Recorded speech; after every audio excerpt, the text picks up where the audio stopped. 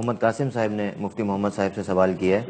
کہتے ہیں کہ کسی شخص کے بال نکلنا بند ہو گئے ہوں تو کیا وہ نقلی بال لگوا سکتا ہے، اور کیا اس صورت میں نماز ہو جائے گی یا نہیں ہوگی، اس کا کیا حکم ہے؟ جی، نقلی بال لگوانے کی مختلف صورتیں ہیں اور ان کے مختلف احکام ہیں.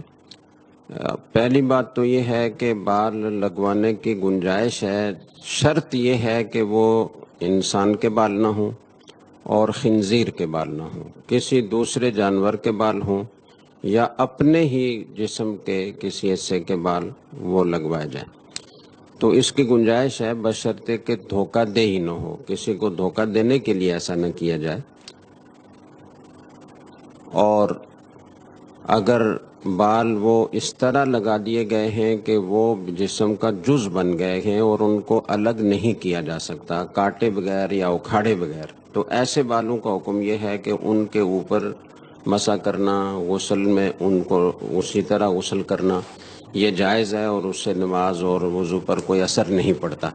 اسی طریقے سے ایک دوسری صورت یہ ہوتی ہے کہ ہیئر ٹرانسپلانٹیشن کرائی جاتی ہے اور اپنی گردن کے کچھ بال وہ جڑوں سمیت نکال کر تو وہ سر کے اندر باقاعدہ پیوست کیے جاتے ہیں اور وہ جسم کا بالکل ایسے ہی حصہ بن جاتے ہیں جیسے ہمارے عام بال ہیں اور وہ بڑھتے بھی ہیں.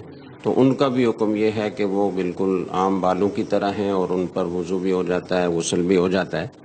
اور تیسری صورت یہ ہے کہ آپ نے مصنوعی بال لگائے ہیں یا کسی جانور کے بال لگائے ہیں لیکن وہ عارضی طور پر پیوست ہیں آپ کے سر کے اوپر، ان کو جب چاہیں آپ اتار سکتے ہیں، جب چاہیں لگا سکتے ہیں. تو ایسی صورت ہو تو پھر وضو میں ان کو اتار کر مسح کرنا ضروری ہوگا. اسی طریقے سے فرض غسل میں ان کو اتار کر غسل کرنا ضروری ہوگا اور سر تک پانی پہنچانا لازم ہوگا.